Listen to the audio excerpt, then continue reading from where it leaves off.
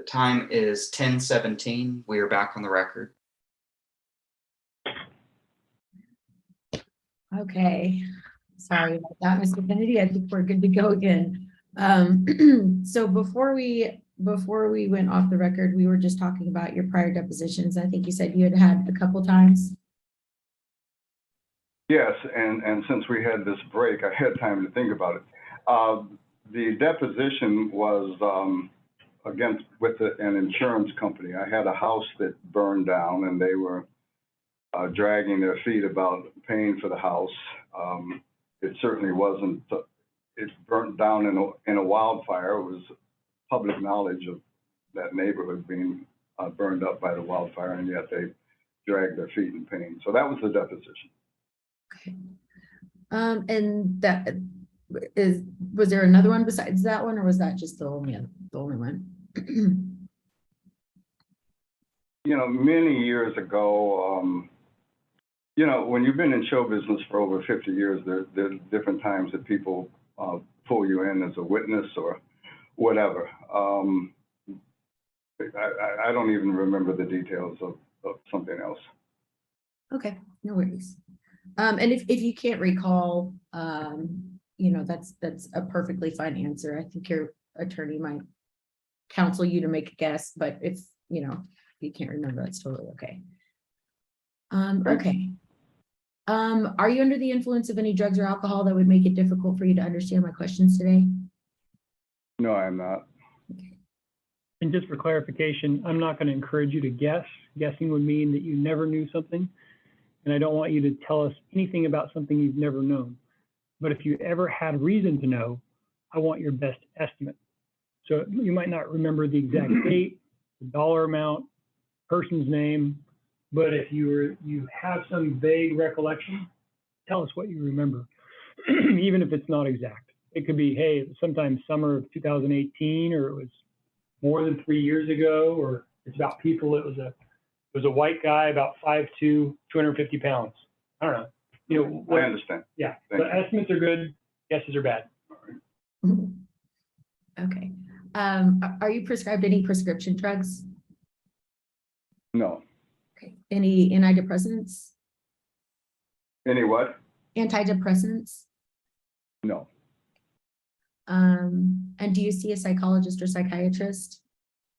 I am not. Okay. Have you ever been accused of perjury? I have not. And have you ever submitted any affidavits for a legal proceeding? I imagine so with this case. Okay. Okay. Can I give an instruction? I raised my hand. That means let me talk first. Oh, I didn't see you raise your hand. I'm sorry. Okay. Have you ever been in a lawsuit before? The one I mentioned with the bank. I'm sorry, with the insurance company. Okay. Any others? No. Okay. Have you ever been arrested? Objection, improper form.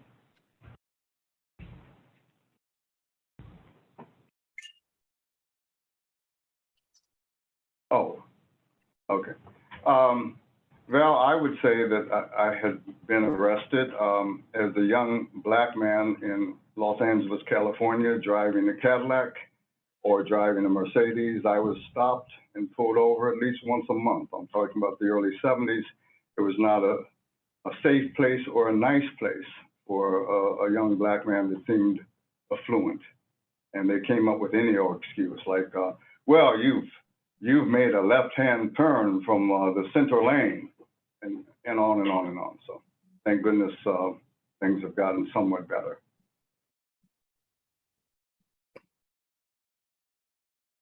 But no felonies or anything like that. No. Okay. I want to go a little bit back through your just where you grew up and stuff like that. Are you from California originally? No, I was raised in Cleveland, Ohio. And did you move to California from Cleveland? Well, I'll tell you a little bit about my history because it made me move around some. I was known as a child of the media. From age 15, I was a kid disc jockey.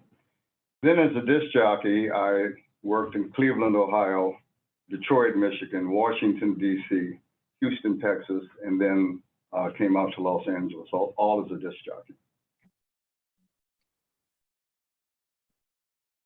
It's quite a career, starting early. When did you move to California? 1971, Okay. And you've been there ever since? I have. Okay. How many times have you been married? Have I been what? Married? Twice. Yes. And who was your previous marriage to? Jane Harrison, who became Jane Kennedy when she married me. And now you're married to Miss Levesque, correct? That is correct. Did you attend college at all? Did I what? Attend college? I'm sorry, can you not hear me? Sometime you fade out. Yes, I went to college. I went to Howard University and Wayne State University. I had lots of friends at Howard, actually. When were you at Howard? I believe it was either 1967 or 1968. And what did you study there? I majored in speech therapy and then was in the fine arts department, writing, producing, directing.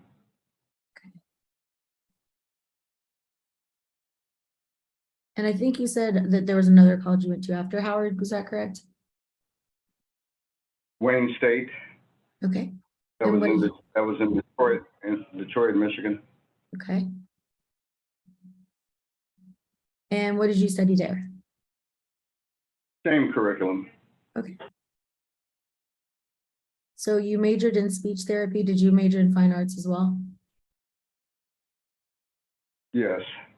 Okay. So you got a double major. Did you take any classes beyond that? Well, when you say classes beyond that, what do you mean? We'll start with professional school. Did you go to any sort of professional schools? Basically, Val, my professional school was going out and doing it. I learned at a very young age that you can go to, well, first of all, let me just break down college there for a moment. The books and the curriculum were far behind what was actually happening in the world. So with me, basically, I've always been a doer. So I didn't want to just sit around in college trying to learn from certain professors who were teaching directing, but they had never directed a major motion picture or a television show, or people that were teaching writing, but they had not written a book or a novel or a script. So in my mind, it was better to go out and do it. And so that's why I became a disc jockey at a young age, and I was with professionals. I got my own TV show when I was 18 years old. I wrote and hosted that television show. Then later, I wrote and hosted and produced a show called Out of Sight, which became one of the first Black syndicated shows in these United States of America. Then I went on to do movies starting at about age 26, 27. One of my films, Penitentiary, was the #1 independent film of the year that it came out. Not #1 Black film, #1 independent film of the year, period, which is quite an achievement. That's like, if you're a filmmaker, that's like winning the Super Bowl. Right. So that was a very prestigious thing, especially for a Black filmmaker way back in 1980. From there, I did Body and Soul. I got Muhammad Ali, when he was the top personality in the world, to star as himself in that picture with me. I wrote it, I produced it, I got the financing for it, made the deal, helped in the marketing, and on and on and on. I did other films such as Penitentiary 2, with Mr. T, who was very hot at the time because he had just come off of doing Rocky III with Stallone. I then did Lone with McQuaid with Chuck Norris and David Carradine. My learning experience, not college, was from working with Academy Award-winning people such as Ernest Borgnine, Ann Archer, Suzanne DePass, personalities like Sammy Davis Jr., Muhammad Ali, Mr. T, interacting and having friendships with people like Ali Iacocca, billionaire Kirk Kerkorian, who owned a studio, Jerry Buss, who owned the Lakers, Don Sterling, who owned the Clippers, who made $1 billion just off of real estate, Sidney Poitier, founder of Motown, Berry Gordy, Smokey Robinson, Jean-Paul DeJorio, who was co-owner of Paul Mitchell. All these people were my friends. All of these people I interacted with. And when you're around people that are successful, if you have an open mind, you can learn a lot. It rubs off on you. So that was my real learning experience, being a young person and being around people that were great achievers. And I also want to say this for the record. All these people were friends of mine. And I'm not talking about people I shook hands with, but people who I was at their house, they were at my house. Throughout Hollywood and my 50-year history of being in Hollywood, I've been known as a stand-up person with integrity, treating people fairly, and being a gracious person.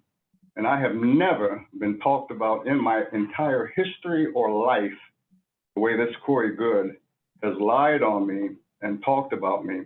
And I hope that we can get to the bottom of some of these things today, because I really do not appreciate it. All these accusations without one shred of evidence to back it up. Thank you. So did I answer your question? Yes, yes. Yes. So I think we're taken up through probably like the late 90s, maybe. I think that's when you decided to step out of Hollywood and into a ministry type of role. Is that correct, or am I off on that timeline? No, that is just about correct. I was really at the top of my game. Nothing terrible had happened to me, to drive me into ministry. It was just the call of God tugging at me. And when God is tugging at you, you can run, you can hide, but ask Jonah if you can get away. He has his way of putting you in his direction. It certainly was not in my business plan to go into ministry. I was very happy being what I had wanted to be since I was a kid, which was a writer, producer, filmmaker, star.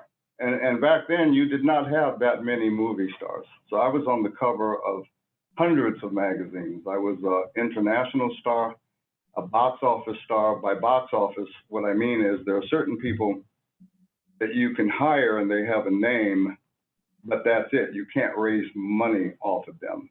But if you're a box office star, you can raise money off of their name because of their achievement. I'll give you an example. When we did Penitentiary 3, and I did that over at Canon Films with Menachem Golan, we were into profit before ever shooting the first foot of film, basically because they went to the foreign film buyers and the DVD buyers, and they said, we have Leon Isaac Kennedy in this movie, how much are you willing to pay? And the way that worked is they would sign a contract, put in 20% down, and then pay the other 80% upon delivery of the film. So we had a little map up on the wall at Canon. And every time somebody bought, we just put a flag in that map. So as I said, enough contracts came in, we were into profit before ever shooting the first foot of film. That's what I mean by being box office. There's not a lot of people that they can raise money just off their name. Right. Well, Okay, so back to ministry, to answer your question. So nothing tragic had happened. It was just God pulling on me, and I really didn't want to do it. But finally, after his convincing and coaxing, I went into ministry and I became a licensed and ordained minister. And from spending many hours in prayer and studying not just the Bible, but other spiritual books and trying to be around people. Let me explain something. If I'm going to do anything, I want to be one of the best at it. So in going into ministry, once I finally was convinced to go into ministry, I took it very seriously to try and help people, And it wasn't the type of ministry, Val, of do this or you're going to hell. No, it was the type of ministry of trying to show people how wonderfully created they are and the best that they could be. So if you're showing them how wonderfully created they are, then maybe you can say to them, so why would you dishonor yourself by taking these drugs? Don't do that. You can do better than that. And then you pray for them and you get some of these other spirits off of them, the negative spirits that want to destroy a person, drive a person down, and you bring them up. Or you take people and teach them how to be entrepreneurs, because there are a lot of people out here that want to do better, but they don't know how. So we had mentoring to help people to become entrepreneurs, to teach them how to go into business, to teach them how to look at the marketplace, find a niche, and then work within that niche to do what they needed to do to become successful. So that's the type of ministry that it was. Now, with this ministry, I have spoken at hundreds of job corps, hundreds of prisons, colleges, corporations, and hundreds of churches all around these United States. Worldwide, I was one of the first to go to Russia when the Soviet Union dissolved, and we were able to come in and pass out thousands of Bibles per night and preach to the Russian people. And that was very fulfilling. They actually had soldiers that were standing there to see what we were going to say. And yet there was a surge of people when we told them about Jesus and we told them about the Holy Spirit. I have ministered in Russia and China and Germany and England and many places all around the world. I am still in ministry. Ministry is about 70% of my time. Now, I also say this, I never was in ministry to make money. So I was not out to charge big honorariums or raise donations or things of that nature or sell a lot of books. It was strictly to help people. So I made money in different ways, still doing my writing, still doing my producing, real estate, and so on and so forth.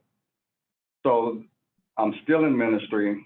We still help people really on a weekly basis. And now it's more vital than ever. There are so many people that are depressed. There are so many people that are scared with the way things are going. We have, I would say, every 2 weeks, someone coming to us, either a relative has threatened to commit suicide or tried to commit suicide. This epidemic of the homeless is terrible. So there are many things that we continue to work at on a weekly basis. Okay. So that's again quite a career. I want to move now into I'd like to call it the conscious community. I don't know if you would agree with me that that's how you would prefer to refer to it. But the community where it's, health minded and, law of one is very much the center of it. Is that what you would understand if I refer to it like that? Well, whatever way you want to term it is fine with me. I know what you're speaking of. Okay. So, when you first moved into that area. When was that? About when was that?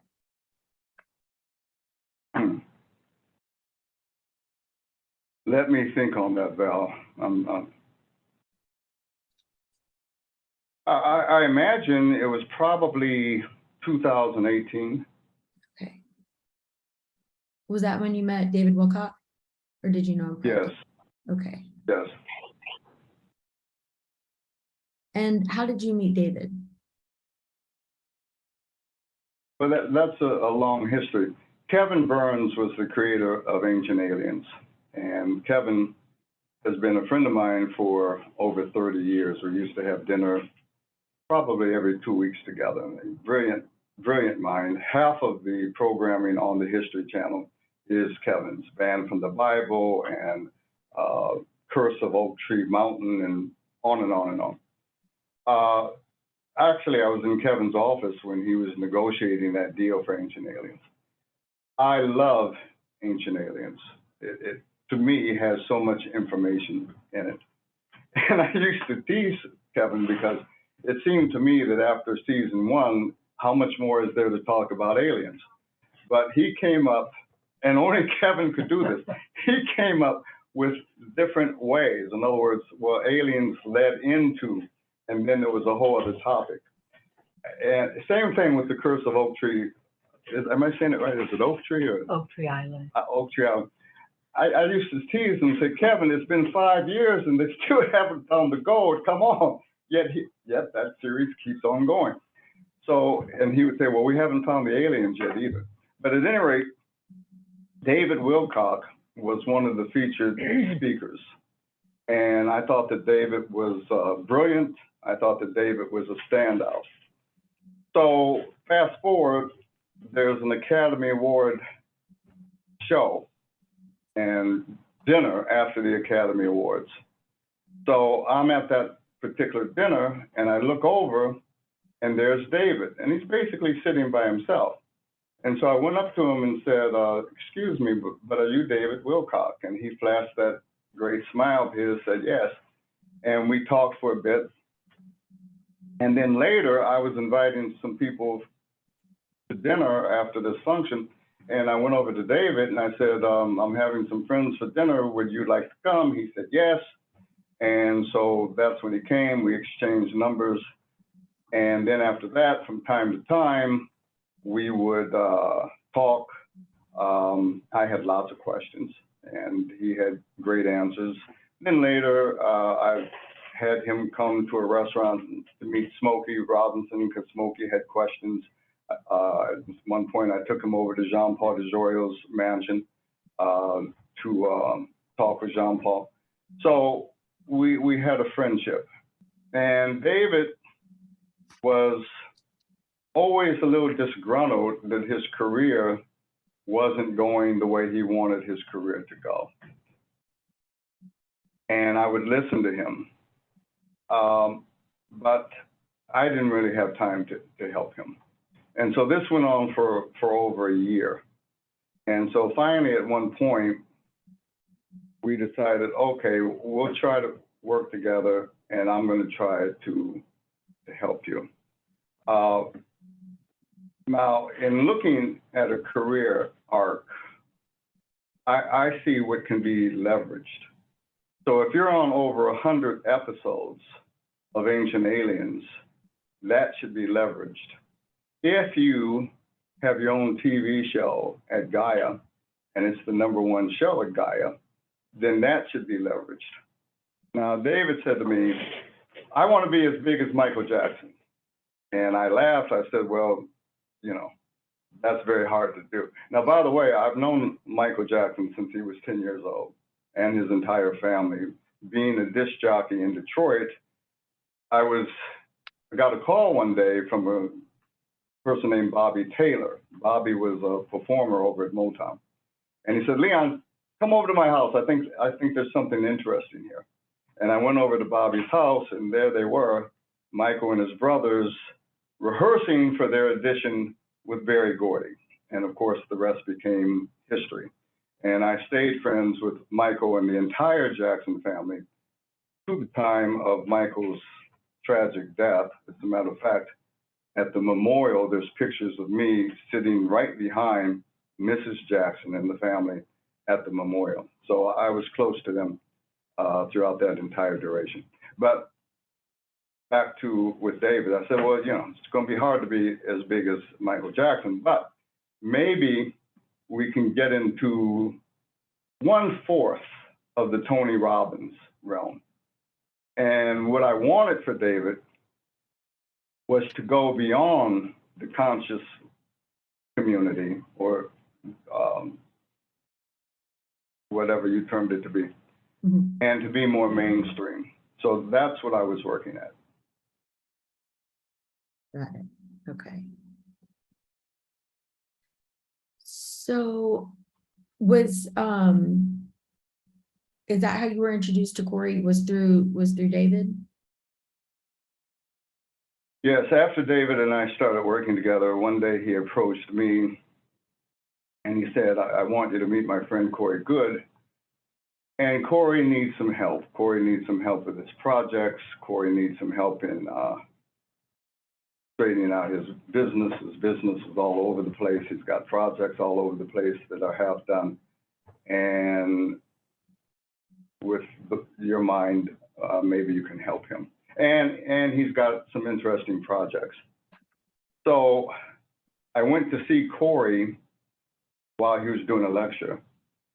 And I listened to the lecture of his testimony about having gone to the moon and Saturn and Mars and the 20 and back and so on and so forth. And at that time, he emphasized that these were true, that these events actually happened.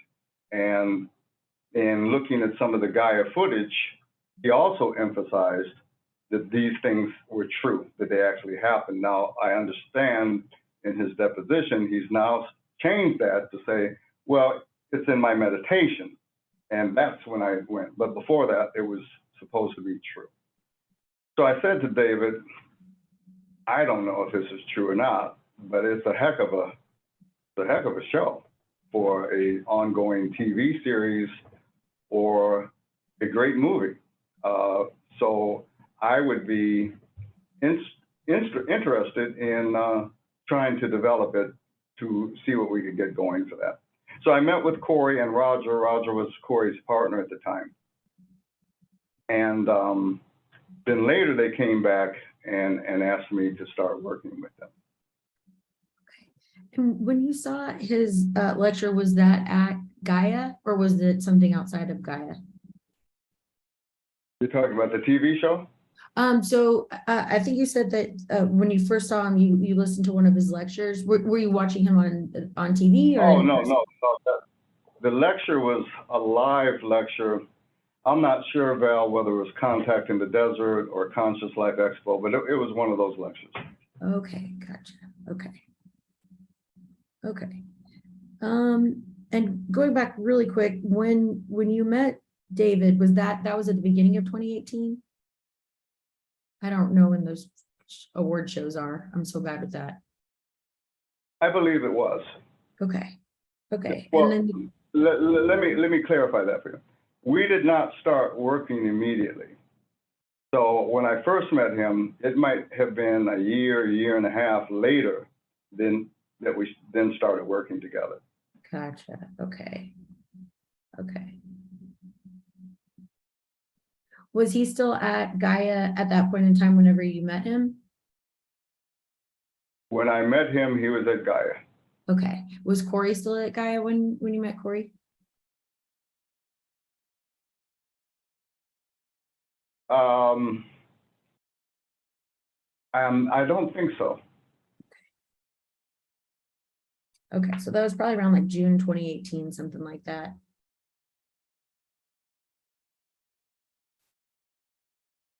Are you wanting me to answer that? Yes, I mean, if you can. If not, that's okay. Well, I thought you were just making that statement. I really don't know. Well, Okay. Fine. Okay. So when you started working with David, was it at the same time that you started working with Corey, or did you work with David first, right? No, I worked with David initially. Okay, okay.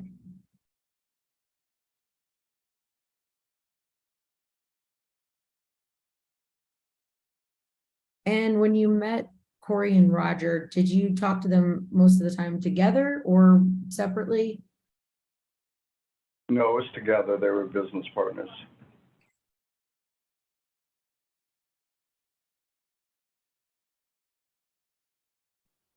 Okay.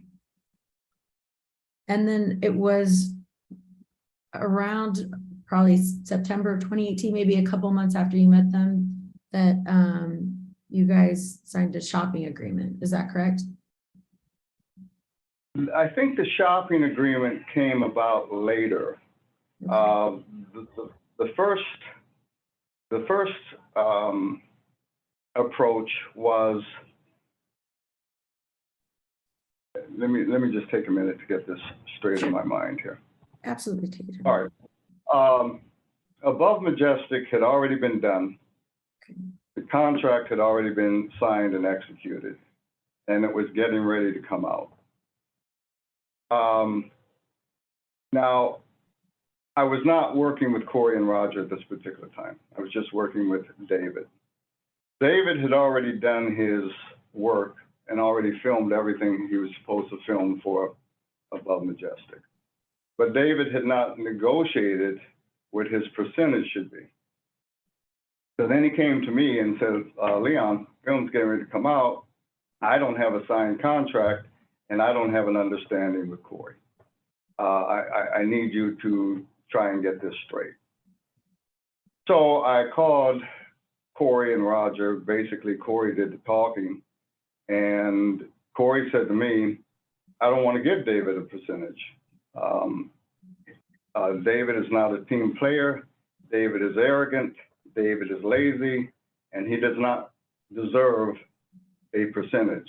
I'll give him some money, but that's it. Well, I know that one should have a percentage of something too, just in case something takes off. So I had further negotiations with Corey, and I do have a contract here where he eventually said, okay, I'll give him 5%. And I said, Corey, you're getting, from what you've told me, 20%. Roger's getting 25%. Jordan Sather is getting 15%. And David has the biggest name and the biggest following. And when it comes to marketing, David is going to be the most significant.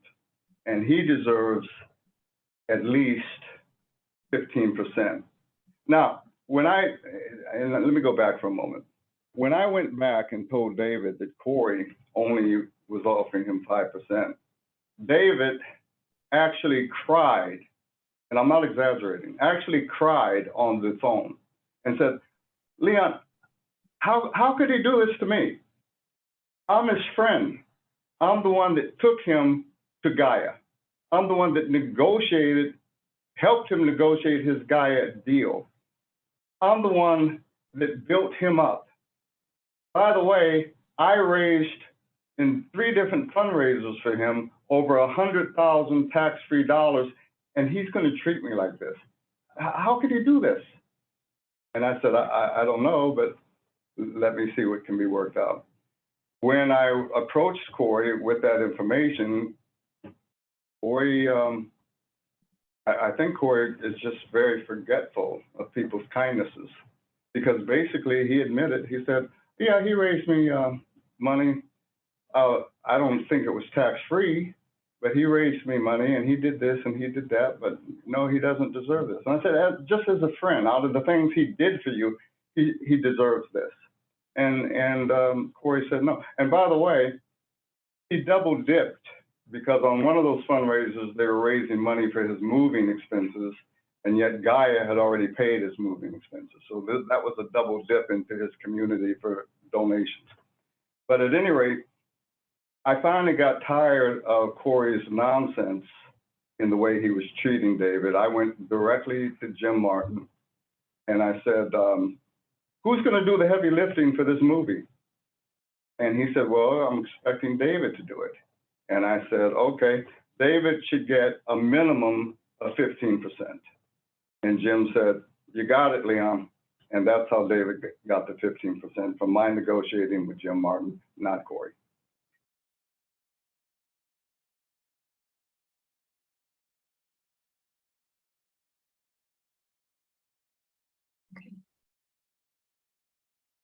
And just to address one point, did Corey never tell you that he had to pay back those moving expenses to Gaia? No. Okay, so after the deal was negotiated with David, and that was for Above Majestic, then you guys, it seemed like everything was going pretty smoothly, right? I mean, you guys were working together. Well, let me, if I could, retrace the history for that. So the contract was to be signed now for David to get the 15%. But David was still now gun shy about Corey.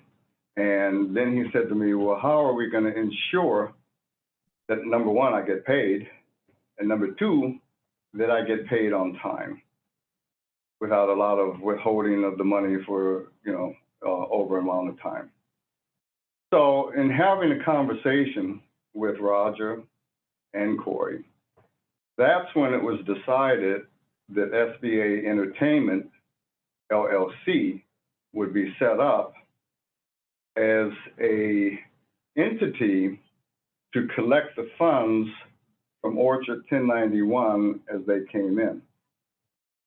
Part of my responsibility as a neutral steward, because I really had no skin in the game, later I was given 5%, but I, as a neutral steward, was to be the one that would collect the money and then make the payments in a timely fashion.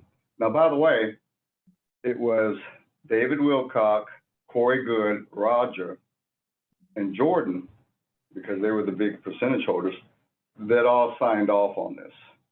So that's how SBA Entertainment LLC came into existence. Now, there is some confusion also about SBA Entertainment.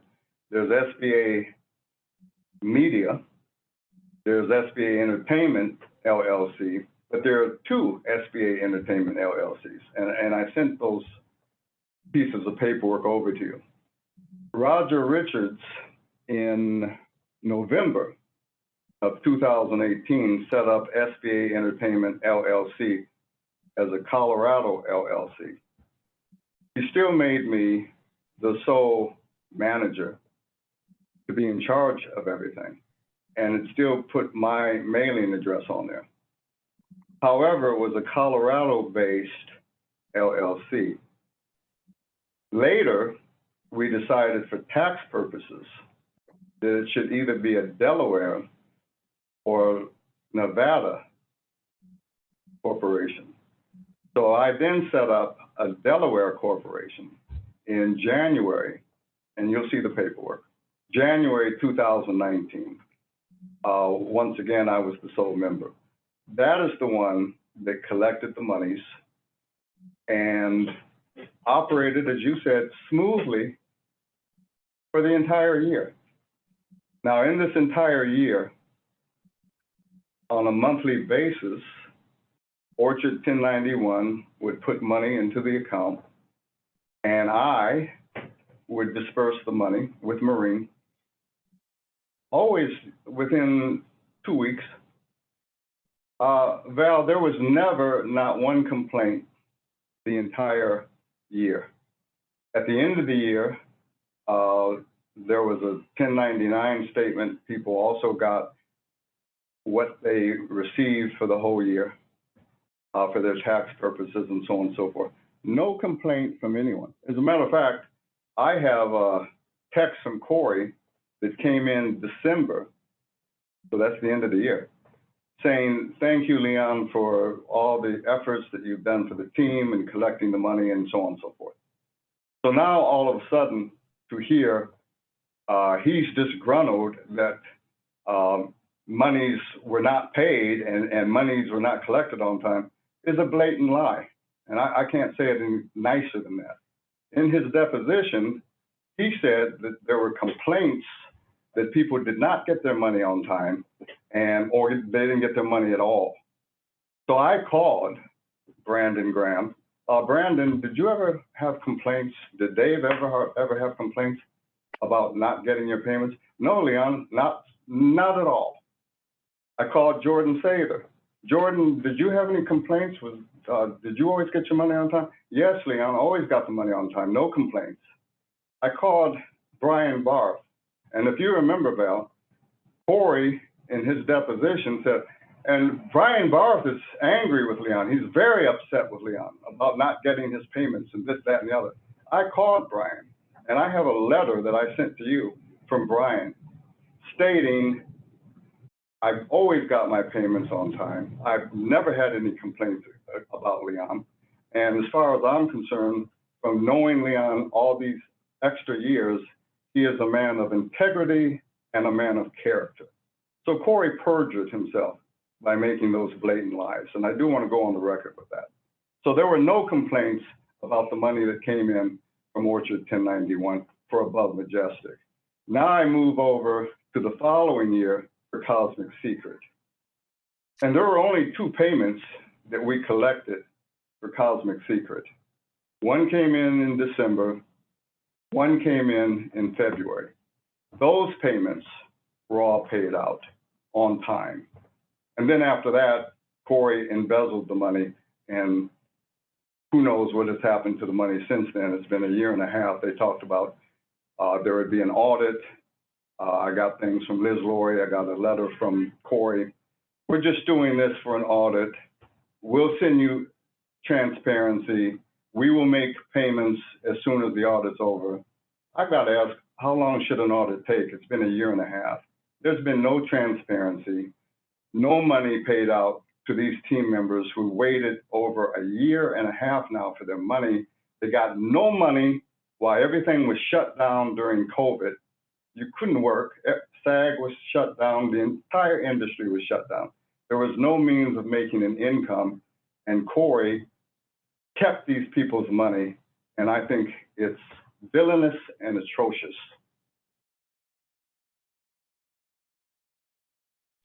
Okay, so just to make sure I've got my timeline straight. So the Above Majestic, that was during 2019, right? That is correct. Okay, and then the Cosmic Secret, the year that you were just talking about, that's 2020, correct? Well, December 2019, February 2020, and then he took over in March of 2020. So no monies have come in since March of 2020. Since that time, they've all been diverted to Corey's account.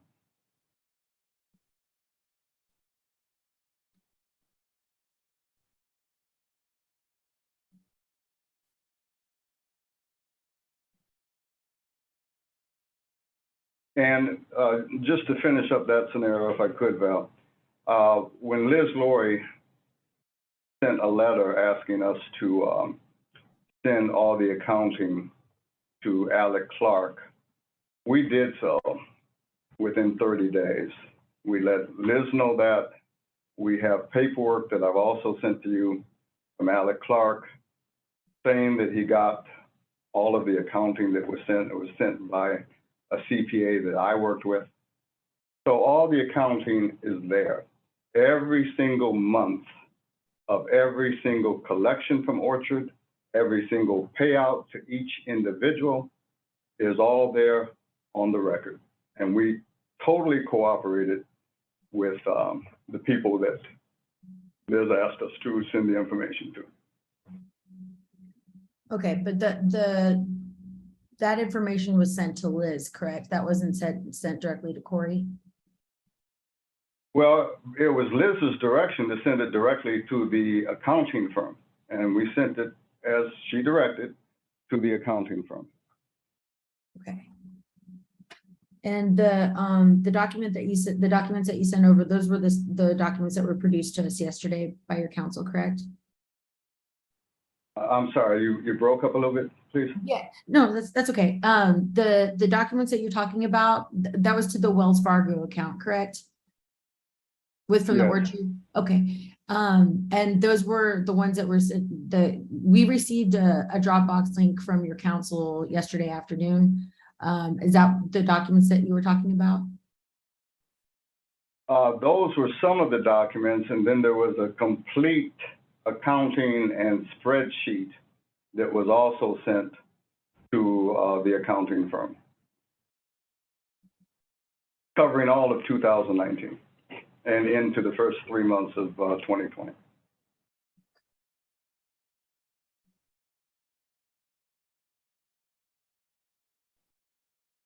Oh, let me also add another layer to that if I can. In his deposition, Corey also said that he was responsible for the taxes and it cost him money and so on and so forth. Well, that's absolutely untrue. By me being the sole member of SBA Entertainment LLC, it's on my Social Security. So I'm the one responsible for paying the taxes. I also sent over to you showing that the taxes were paid for 2019, 2020, 2021. They're all filed. So for Corey to say he's responsible, no, he's not responsible at all. He had nothing to do with SBA Entertainment LLC as far as the finances. That's number one. Number two, to say that I threw off the accounting, that's absurd. No accounting was thrown off. And one of the reasons that I was brought in to work with Roger and Corey is because their business was in a shambles. Corey, by his own admittance, had not paid taxes on his businesses, had not paid personal taxes for a number of years. So it was not me. I've always paid my taxes. I learned that as a kid. That's the way a lot of show business people get in trouble, is through taxes. So as a kid, I always learned to pay my taxes on time or ahead of time as far as making payments. So certainly with SBA Entertainment and my Social Security being attached to it, I was going to be on top of it. And by the way, Liz Laurie in one of her letters said, and Corey's been begging for 2 years for an accounting. Well, first of all, Liz, we did not get our first payment from Orchard until January of 2019. So it wasn't 2 years of begging. We filed taxes and people got their tax information at the end of 2019, which is what all businesses do. I had already hired an accountant, protect myself and the company, long before Liz wrote her nonsense.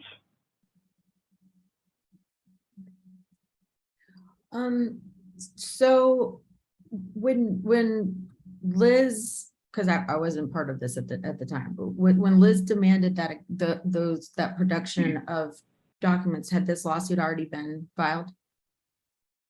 No. Okay, that's prior to that. Okay.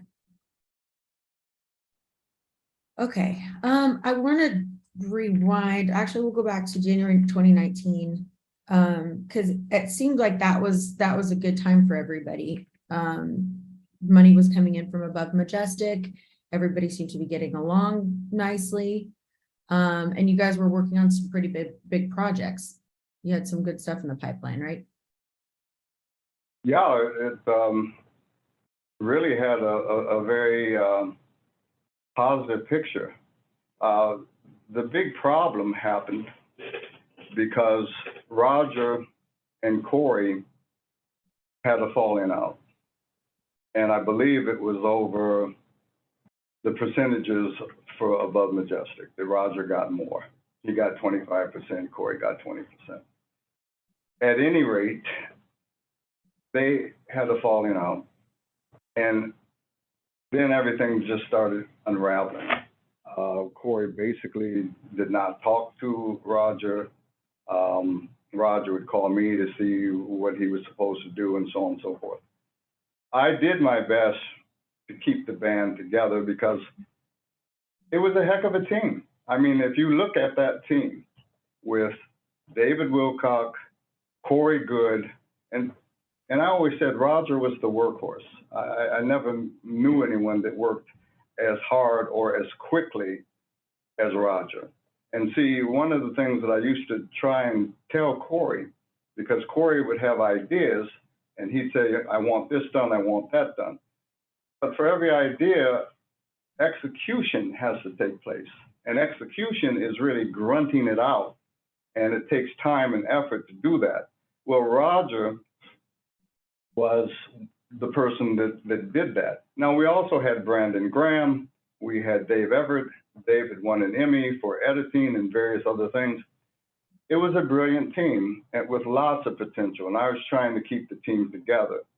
Now, on my end, I was only getting 5% of the back end for Above Majestic.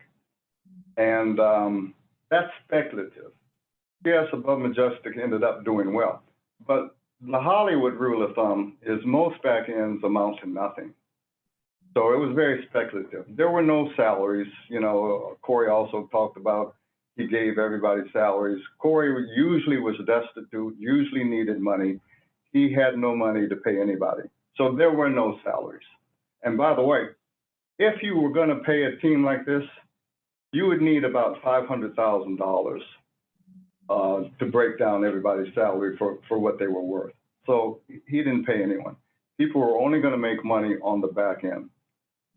I negotiated for Lydia to get 5% because she had made some big donations.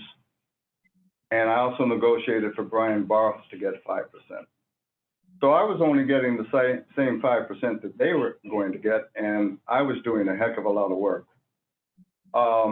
I wrote this out. I don't know if you got it, but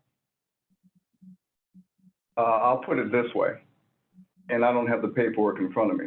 But to pay 7 people on a monthly basis, that should have been X amount of transactions per month, X amount of transactions per year, which should not have been a whole lot. But because Roger was no longer in Corey's sphere, Corey kept dumping everything else on me. Leon, they want me for this conference. Can you take a look at this paperwork? Leon, somebody wants to write a book about me. I don't have time to write it, but can you take a look at this? Leon, here's a movie idea, but do we need an NDA? It was more and more and more being dumped on Leon. And finally, I had to write him a letter, basically as a little pushback, a polite pushback, stating, I can't do all this, and I can't take all these texts and all these emails. Because, Val, to me, the 5%, like I said, was speculative, and it really meant nothing to me. The big picture to me was what you were getting ready to allude to, the 20 and Back television show and the 20 and Back movie. Now, that could be big. So basically, I was betting on myself with my Hollywood connections to be able to take his story and sell it. Is that making sense? Yes, absolutely. Yes. Okay. So as a result, what I did was the following. I got with Tracy Edmonds, who has Tracy Edmonds Entertainment. And you can look Tracy up, but she's a formidable force in the industry and very highly respected. She's done movies, docuseries, all types of things for many, many years. Recently just did a film that went #1 with Netflix that starred Queen Latifah. She's in production right now doing something over at BET, but she's been working consistently for over 25 years, had a big movie called Soul Food years ago, used to be married to the Babyface, who was a big, big person in the music industry. So at any rate, I had a relationship with Tracy. We then went over to STX. I made a deal for David Wilcock over at STX. They did a pilot on him because, going back now for a moment, I wanted David to be beyond the conspiracy community. I wanted him to be more mainstream.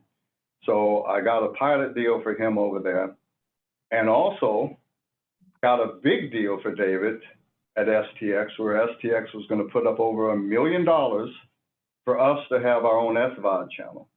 And they were bringing in, because they had, the person that was in charge of that division had success with SVOD. So he said, Leon, this is a great idea. This is a cash cow. Yeah, let's do this. And they even brought in some people to help run it if we did that deal. So that's what I did for David over at STX. Now, with the SVOD channel, of course, Corey would have been a part of that. Okay, now back to Corey. So we also then shopped the 20 and back television and movies. We shopped it to STX. Their movie slate was already full, so they passed. But we then took it to various people. We took it to J.J. Abrams. We took Corey to WME, which used to be William Morris, for representation, because nowadays you usually have to have a powerful agency to open up certain doors. So we took Corey over there, and then we went to Netflix. And when we went to Netflix, we did not meet with lieutenants. We met with the top person in charge of the movie division and the television division. Now, Val, just quickly in Hollywood, Hollywood is based upon a power structure and relationships.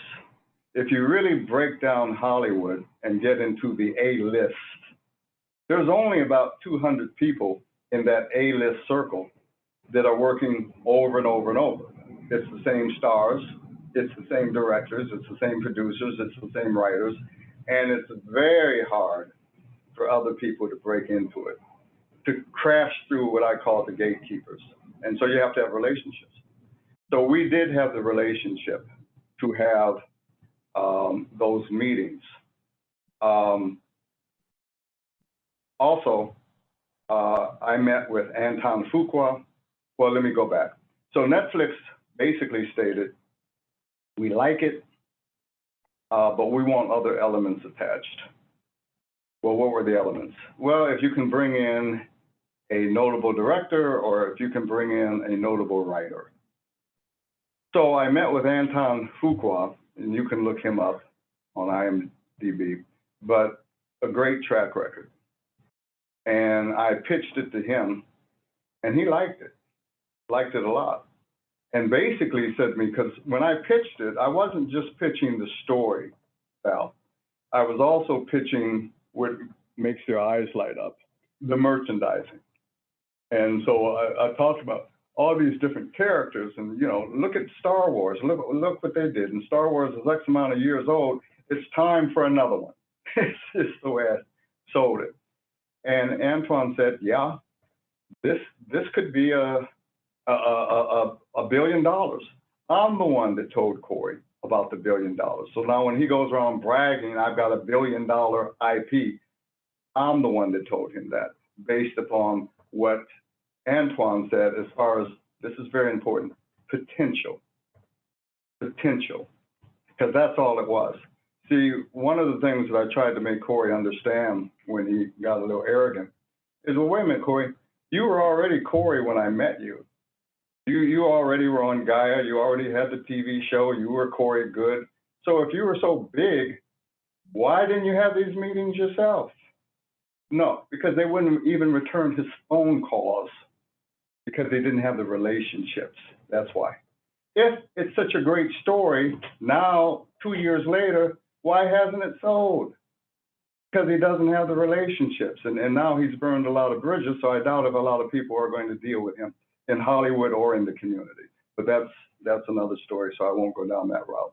But when you sue a lot of people, they get scared and they stay away from you. And the reputation is already out there. But at any rate, I got major players. Then I went and got Jim Hart. Jim Hart would have been the icing on the cake, because Jim Hart had written Contact. Are you familiar with Contact, Val? Yes. Okay, big sci-fi movie.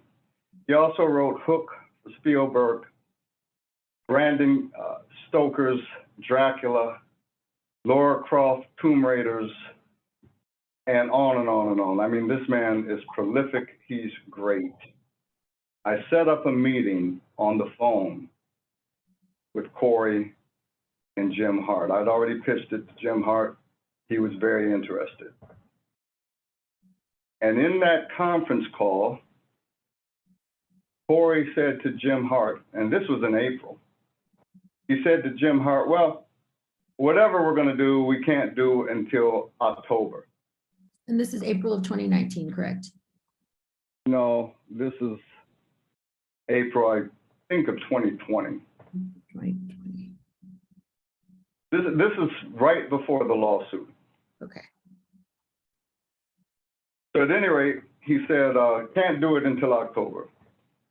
So that was a big turnoff to Jim, because Jim later said to me, man, what the hell? It takes time to write. I'm not going to sit around and wait until October. If we're going to do business, we're going to do it now, or I'm not interested. So here's the problem. Corey, and once upon a time, I loved Corey. I truly did. There's a side of Corey that is very lovable. There's another side of him, but I won't get into it right now. But Corey, with this whole Roger feud, it destroyed so many things. So in Corey's mind, the contract with Roger was going to run out in October. So therefore, he was not going to do any deal until October. And by the way, maybe that same piece of paperwork had to do with Brandon and Dave and myself. We were all on that deal along with Tracy. So maybe in Corey's mind, it was like, okay, well, I'll get rid of all of them. What Corey did not bear in mind is that treatment was written by all the people involved. It was written by Corey, Roger, Dave, Brandon, and myself. So the characters and the plot development went way beyond Corey's IP. Yes, it was Corey's IP, but if you go to the Writers Guild of America and they look at who wrote what, the Writers Guild would say, well, wait a minute, these people are still entitled to a piece.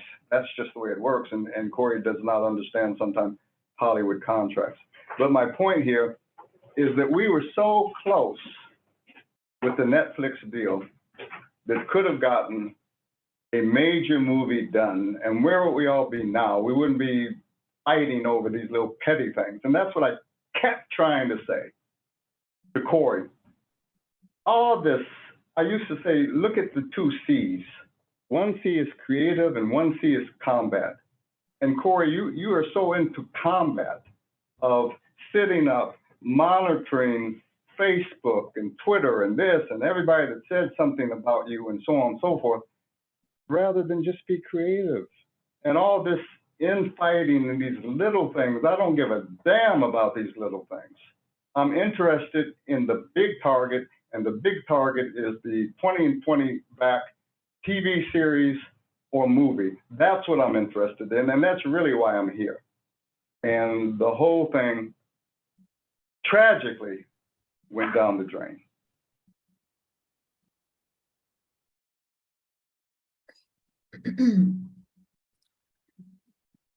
I just want to go back just a little bit to make sure I've got my timeline straight. When you were talking about shopping 20 and back to STX, and J.J. Abrams and William Morris, that was in June of 2019, correct? I don't know the month, but it was in 2019. 2019, about right after Cosmic Waves, I think was in April of 2019. Cosmic what now? Cosmic Waves in Hawaii. Oh.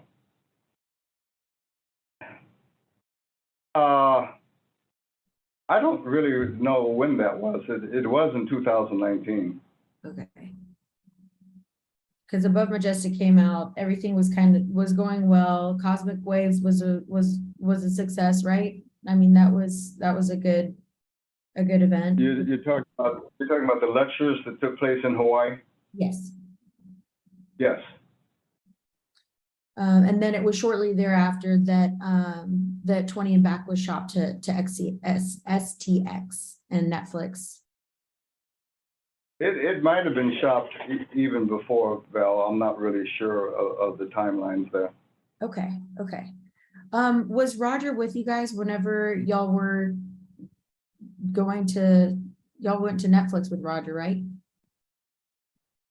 Roger and Brandon Graham, were the ones that actually did the presentations. Now, at those presentations, Tracy Edmonds would be there, I would be there, Corey would be there. We would introduce Corey as the star and, you know, build him up. And then as far as the execution, it was Brandon and Roger, and they did a great job.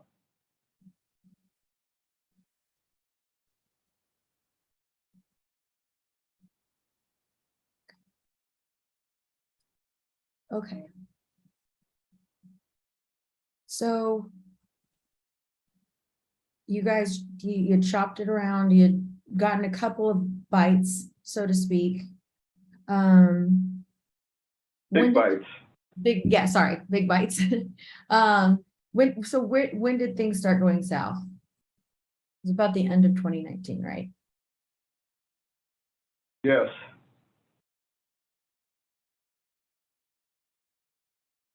Okay, so in trying to answer your question, and this is my opinion, it really was all about Corey and Roger and this feud. And, you know, I said there's two parts to Corey. There's a lovable part, and as I said, once upon a time, I had great love for Corey. But there's also a very dark, vindictive, and if you get in Corey's headlight or target, he's out to totally destroy you. And in my opinion, he wanted to totally destroy Roger.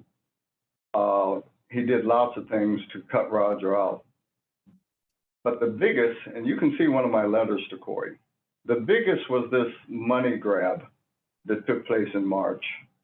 Now, these people had been waiting for 2 months for the money to come in, and then for Corey to reach out and grab it. But it wasn't really about the money. Corey already was doing pretty well at that point because he had done his online course, and according to Liz Laurie, over $700,000 had come in. So it wasn't really about the money. It was about punishing Roger. If Roger got no money, then he would be evicted. Roger was taking care of himself and his wife, and then his former wife and 2 kids. So Roger would have gotten a 3-day evict and quit notice if he didn't get any money. And Corey was out to just totally destroy Roger. And in my letter, I say that. And I also say to Corey, you know, Corey, you've got a very short memory. It was a year ago that you were destitute and waiting for money to come in for Above Majestic. Now, I was involved with this, Val. Brian Barth, in I think October, had made a donation of $75,000 to Corey. Somehow, some way, they blew through that money in 7 weeks, and then reapproached Brian for another $100,000. And then Brian had a conversation with me and said, absolutely not. What the hell is going on here? I'm appalled. Do you know how long it would take me to make $75,000 tax-free? And it's gone? What's going on here? So anyway, Corey is saying, and there's going to be a sizable piece of money coming in from Above Majestic, either probably end of January. But Corey is saying to me, I can't wait. I have no money. I can't pay the rent. I can't do this. I can't do that. So I reapproached Brian. Had about 3 conversations with Brian, and Brian said, Leon, I don't feel good. I feel like I'm used. I feel like I'm a sugar daddy. I think that's the term he did use. I have his letter that you can go on the record and see that came to me. So finally, long story short, I went back to Brian and I said, look, Corey is really in bad shape. Can you, instead of it being a donation, can you make it a business loan? And he said, Leon, you seem like a upright guy. I've enjoyed our conversations. I'll make it a business loan if you back it. And I have on the record, I signed for a $50,000 note with Brian to go to Corey. Now in the deposition, Corey lied again, saying, oh, that money didn't go to me. This is on his record, on his deposition. That money didn't go to me. It went to pay company things. No, that's a lie. It went to Corey. He also said, and Leon got a piece of that money. No, how could I get a piece when it was directly sent to Corey from Brian Barth? And I also have that in writing.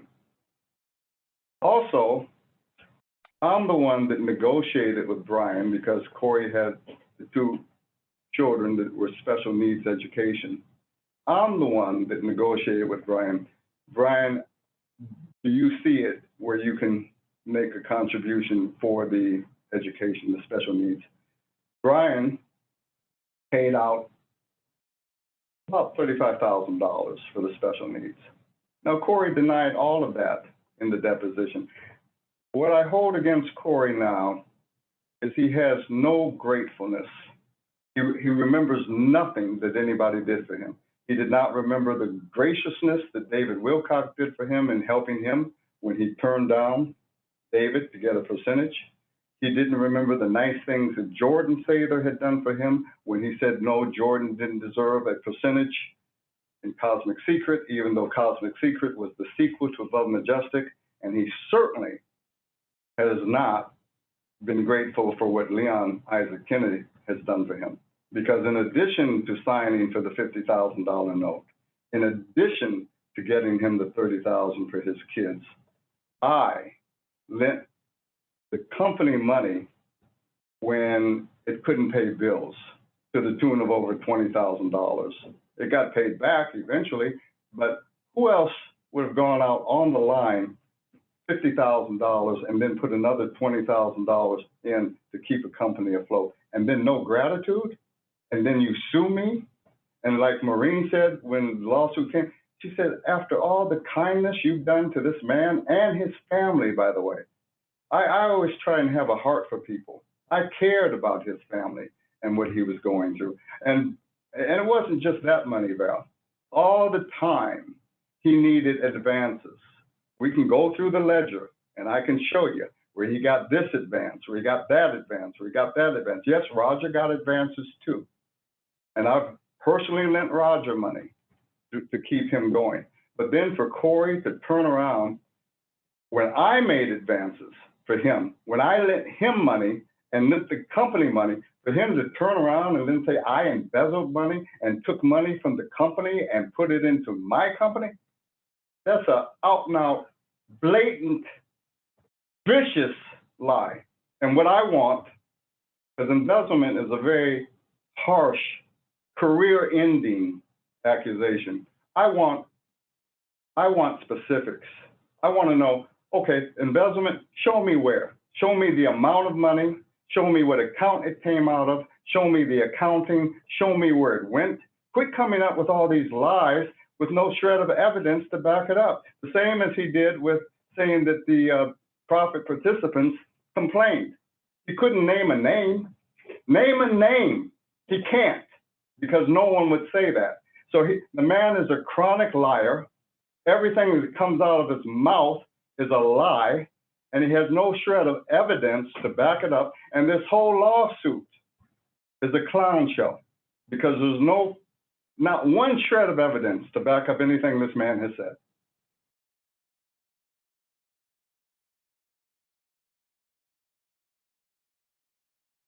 Okay.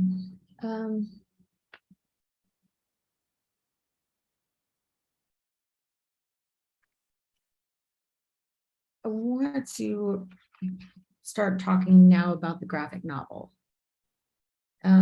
What was your involvement with the graphic novel? Well, I have said many times, you know, I was thrown into this lawsuit at the last minute.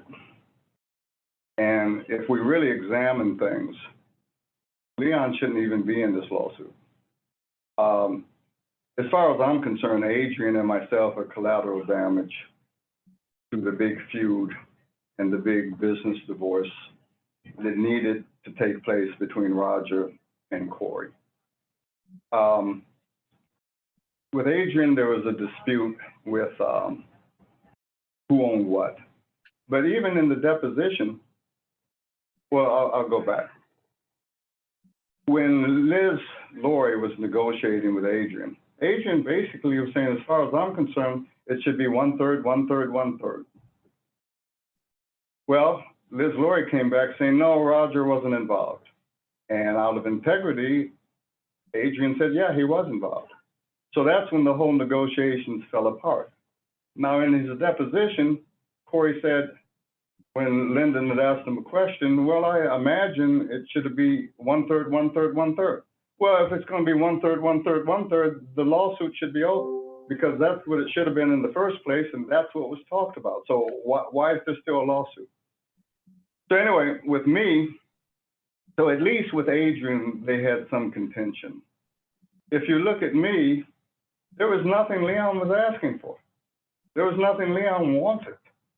I was thrown into this lawsuit because of my integrity.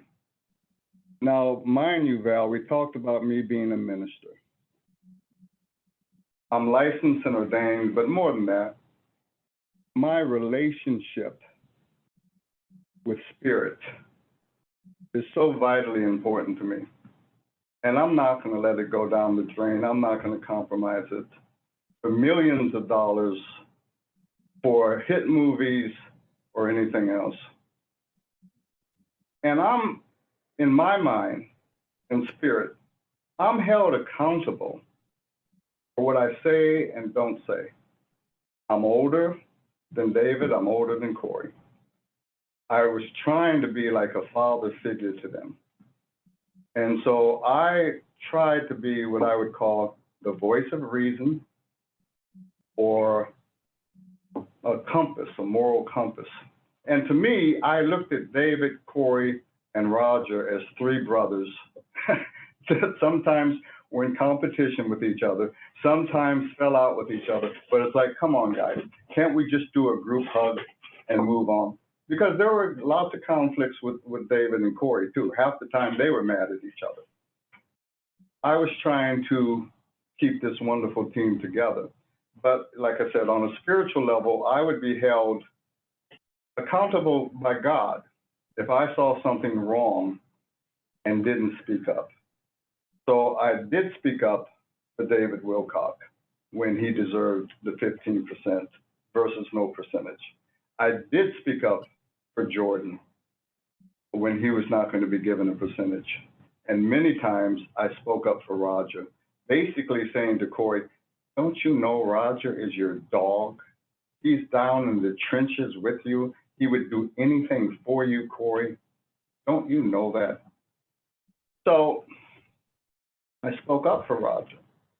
And Corey used to say to me, Leon, you should always be on my side. I'm the one with the $1 billion IP. Well, Val, I couldn't do that. If something was wrong, I had the moral responsibility to point it out. Even with Adrian, I pointed out, there doesn't need to be a lawsuit. Just work it out. It should be 1/3, 1/3, 1/3. I offered to sit in and negotiate it. I wanted Liz Laurie to get involved in the negotiation. Instead, she's out making her own deal with Corey. Corey said to me, oh, well, Liz and I are going to have our own company doing conferences. Right in the middle of Liz negotiating with Adrian. To me, that's a severe conflict of interest. But at any rate, I'm in this lawsuit because I couldn't be like Liz Laurie and say yes to Corey for every single thing that he wanted. I had to point out to him, no, Corey, this is wrong. Now, to me, once again, going back to my Hollywood background, So many big stars surround themselves with yes people because they want to stay on salary or they want to get into that circle, which is what Liz did. She kissed Corey's behind to get in with him and then to stay in with him. Anything was okay. And she was such a blatant liar and his hitman. But at any rate, Michael Jackson, in my opinion, would still be alive if he wasn't surrounded by yes men. There was a point where Michael's own siblings could not get to him. You know, you need a voice of reason. You need somebody to say, this is absolutely wrong, or you are out of control. Prince would still be alive if he wasn't surrounded with yes men. I could go on and on and on. So at any rate, I tried to reason with Corey about certain things. When he did the grab, I told him it was wrong. And I went back saying, a year ago, when you were destitute, you needed money badly. You got the loan that I made possible for you to hold you off until the above majestic big money came. Now, your guys need money. You're the team leader. And you're taking their money. You're holding their money back.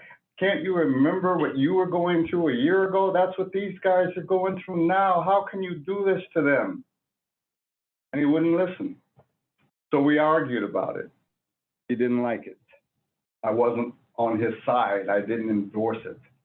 Then when Roger sent him the letter stating that he was going to come out with everything and he was going to release that letter within 3 days, Corey had Liz write to me saying, Leon, did you help Roger write the letter?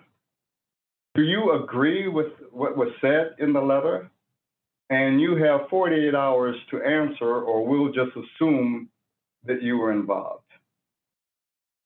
And Val, I got to tell you, I was very offended by that.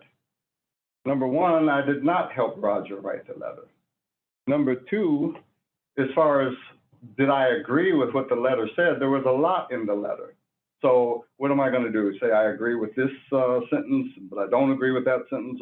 Whatever I said would have been held against me. But my point was, who in the hell are you to give me an ultimatum of, did you write a letter? Do you agree with the letter? And you have 48 hours to answer. Who in the hell are you to come at me like that? So I didn't answer. So the next thing I know, I'm in a lawsuit.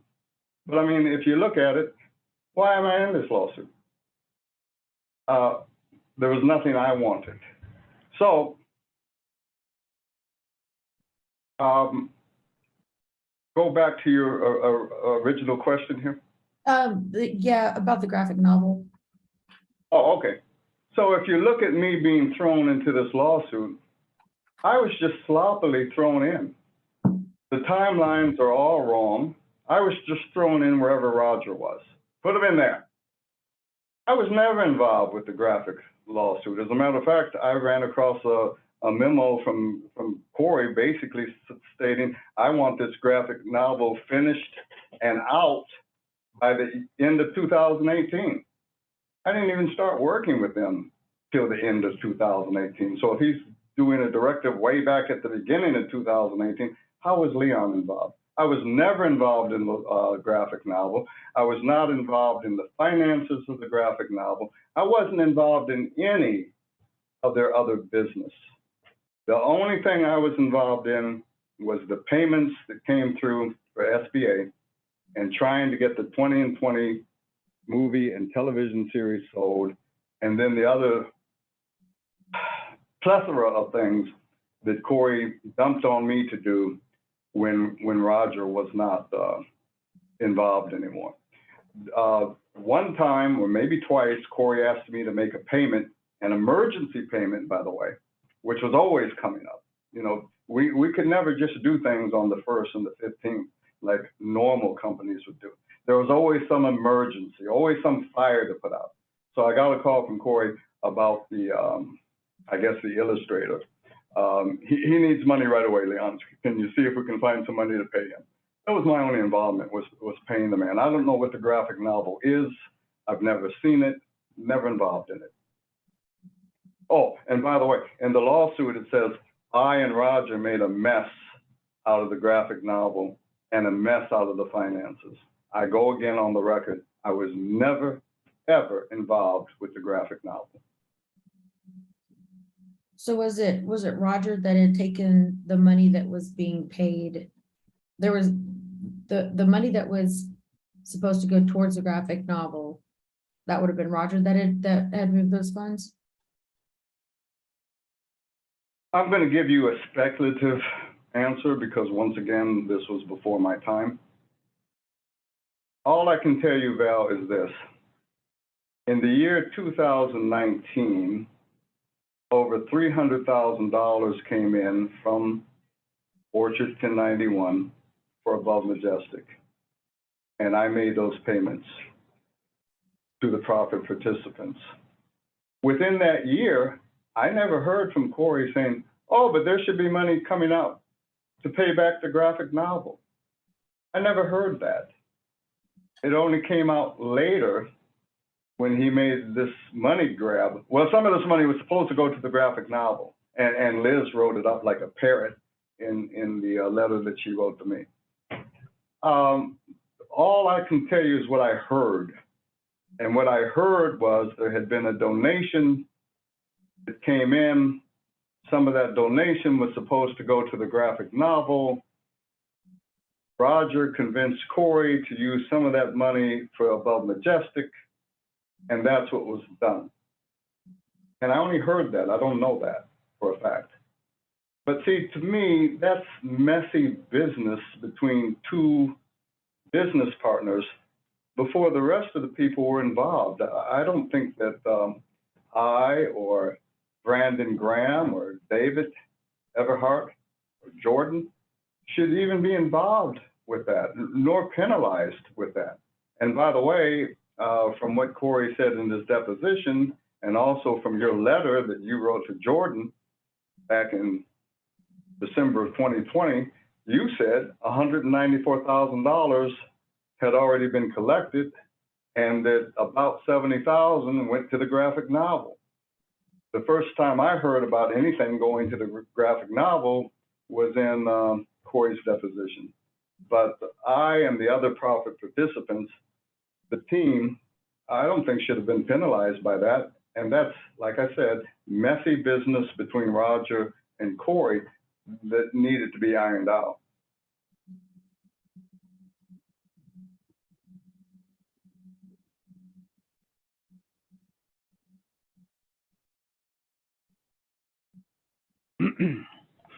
Okay. So I think around the same time that Corey and Roger had started to, kind of be, split apart a little bit. That's when the class that was being put together, the Accelerating Ascension class, kind of started. And I've heard and read a couple of different things about that class. You're not claiming any sort of involvement with Accelerating Ascension at all, are you? Correct? I'm really missing your question, and you got a little muddy there. Sorry. Okay. Can you say it again? Sure. So I'm moving from graphic novel to Accelerating Ascension. You've already said that you didn't have a part of graphic novel. Accelerating Ascension, are you claim that you had any involvement with that at all? I don't even know what Accelerating Ascension is. The class that was put together? The what? The class. Mm-hmm. Is this the class that Liz Laurie did or something else? It's the one that Corey and Liz worked on. I had nothing to do with that. The only thing that I can tell you when it comes to that is that from working with David, I knew that David had made quite a bit of money off of his online course. I think David told me over $2 million. So Corey and I were still working together at the time, and I said, Corey, I think that you need to follow David's lead here and do an online course. And David already has it all set up as to how he did it. He can help show you, and you need to do that. I then asked Roger, can you put together an online course for Corey? And Roger agreed to do that. Now afterwards, that's when we were no longer working together, and Liz Laurie came in, essentially replacing me and other people. So Liz did the course. Now, according to Roger, once again, I'm not involved, so I don't really know, but according to Roger, Corey gave Liz the online course that Roger had put together, and Liz basically used Roger's online course outline. Now that's what I was told. But to answer your question, I had absolutely nothing to do with it. I have no skin in the game on that. I have no claims on that. Okay. So we discussed the graphic novel, we discussed Accelerating Ascension, we talked about Above Majestic. Cosmic Secret is the next kind of project I want to talk about. What was your involvement with Cosmic Secret? There was a lot of involvement. So let me start at the beginning. Corey has claimed Leon really screwed up the contract for Cosmic Secret. Now, he hasn't gone into specifics of how I screwed it up, but you know, I keep hearing this. So what I want to explain to you and to Corey is that if you look at the original Orchard contract, it talks about a sequel. Well, the sequel was Cosmic Secret. That's the sequel to Above Majestic. That contract was already signed and negotiated before Leon ever got involved. So there was really nothing to renegotiate. Now, having said that, when we decided to do this next project, and I spoke to Jim Martin said to me, okay, Leon, you have a choice here. You can have a deal that would start in about 4 weeks because I only have money to do one project left. So you can have this window with this money, or you're going to have to wait to the following year. Well, the team always needed money, especially Corey. I had a meeting with the team, and everybody said, we need to go for this now. Now, it was a major time crunch here because he was going to release this money now. And see, once again, let me go back to Hollywood things for a moment. Companies only have X amount of dollars to allocate, let's say for a production spend within a certain quarter or a certain year. So that's what Jim was alluding to.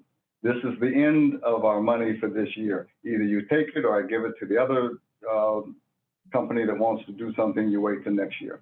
Well, we didn't want to wait till next year. And as I pointed out, Corey always needed money. How was he going to survive waiting for another year?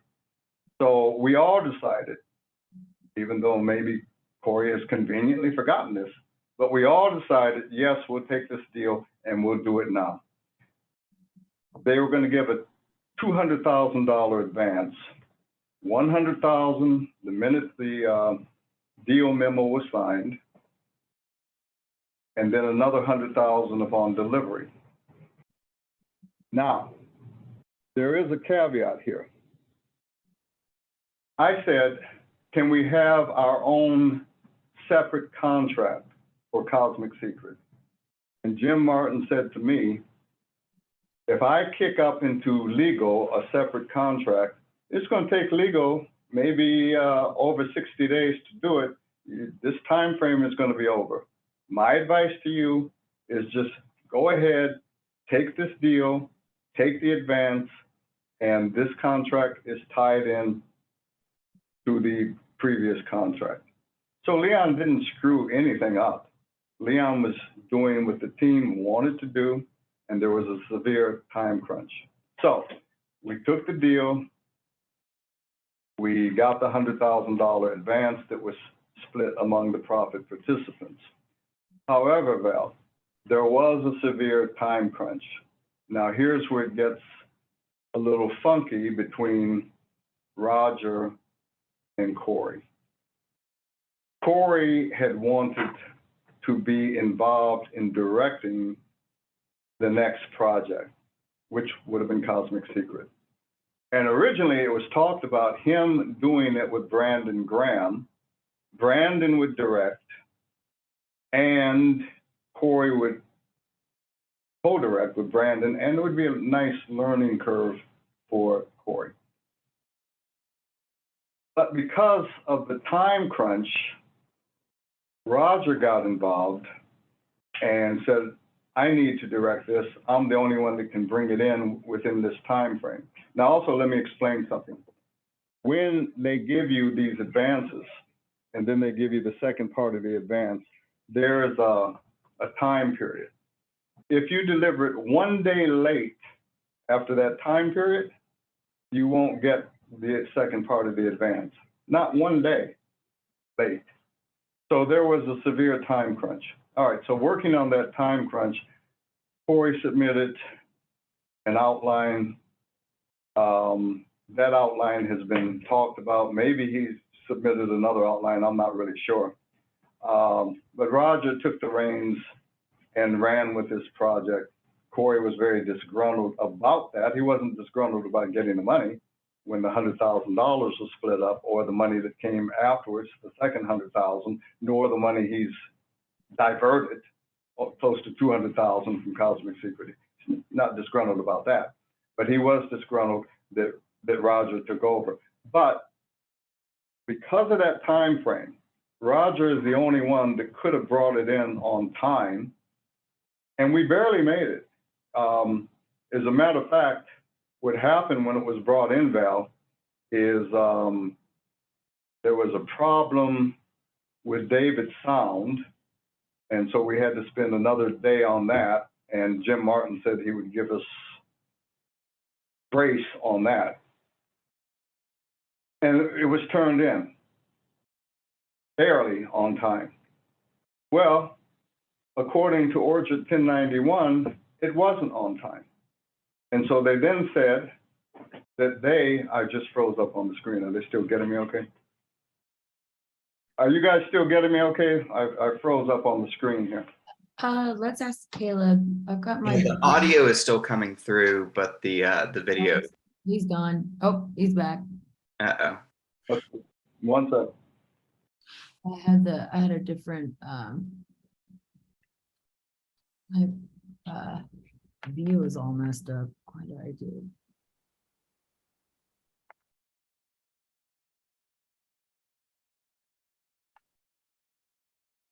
I can't see anything.